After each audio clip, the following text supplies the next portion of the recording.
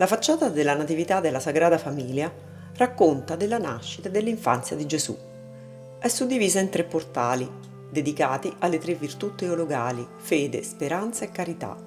E il portale della carità, il più grande, al centro, è di fatto un presepe monumentale. Tutta la facciata è un canto di gioia per la nascita di Gesù. Guardandola con attenzione si scorgeranno uccelli in volo, fiori che sbocciano, alberi che fruttificano, ghiaccio che disgela e animaletti in movimento. Un trionfo di vita.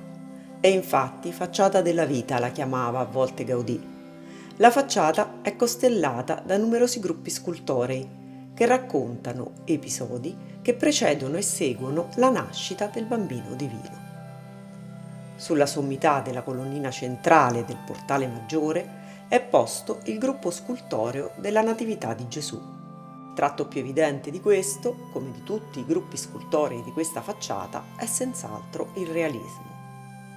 Gaudì era perfettamente consapevole di raccontare una storia realmente accaduta, con i suoi antecedenti e con ciò che ne è seguito.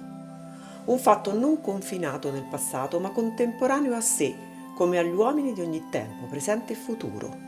Un fatto capace di incidere concretamente nella vita di chiunque lo accolga e di generare cambiamenti dei singoli, che a loro volta possono generare cambiamenti nella società.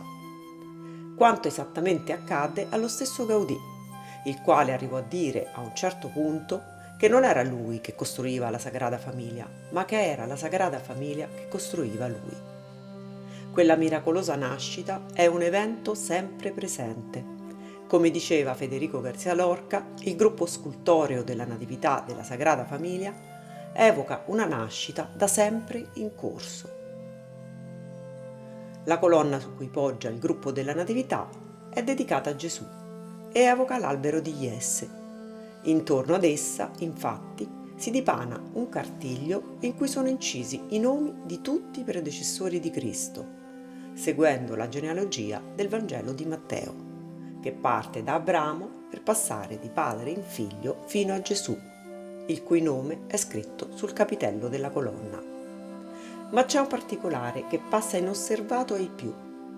Alla base di questa colonna, all'interno della gabbia che la circonda, sta un serpente con una mela tra le fauci, ad evocare il peccato originale in cui l'uomo era rimasto ingabbiato prima della venuta di Cristo. Risulta così evidente come la gabbia di ferro battuto simboleggi appunto la prigione del peccato. Una gabbia che è come una sorta di rete che fu interamente realizzata a mano da Gaudì in un unico pezzo, con un lavoro di fine forgiatura che tutti i fabbri di Barcellona andavano ad ammirare. La rete si interrompe a metà della colonna, proprio a significare che Cristo è venuto per sconfiggere il peccato e la morte. L'uomo che si avvicina a Dio si libera dal fardello dei suoi peccati ed è il demonio a rimanere ingabbiato e sconfitto. Al culmine della colonna di Jesse, Gaudì ha posto la Natività, con le sculture di San Giuseppe, Maria e il Bambino, affiancati dal bue a sinistra e dall'asino a destra.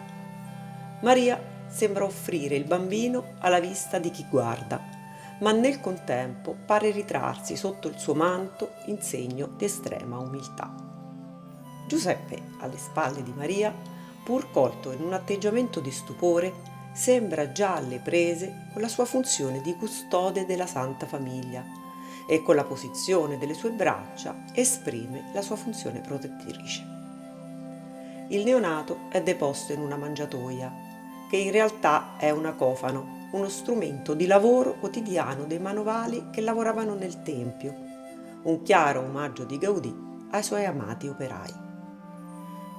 Poco più in basso, sulla destra, è il gruppo dei pastori, raffigurati in adorazione, tutti inginocchiati o in procinto di farlo. Sono 4 e di diverse età, tra loro c'è anche un bambino, a significare, come in ogni presepe, che Gesù è venuto per tutti. I pastori portano i loro poveri doni ed hanno anch'essi un'espressione di stupore. Sulla sinistra, in posizione simmetrica, sta il gruppo dei 3 re magi, anche loro inginocchiati con i preziosi doni tra le mani e con gli sguardi rivolti verso la Santa Famiglia. Appena al di sopra della Santa Famiglia, proprio nel mezzo del gruppo degli angeli, si diparte in verticale una grande stella cometa.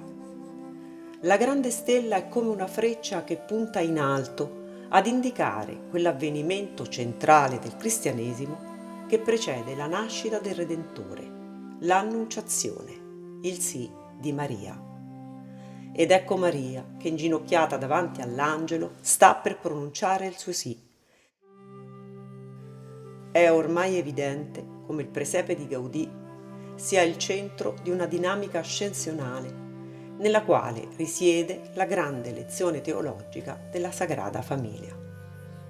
Dal serpente e dalla mela sotto l'albero di Jesse, evocativi del peccato originale e della rottura dell'alleanza tra uomo e Dio, alla gabbia interrotta a metà dalla colonna, a rappresentare la liberazione dal peccato, alla nascita di quel bambino, del nuovo Adamo, resa possibile dal sì detto all'angelo da Maria, la nuova Eva,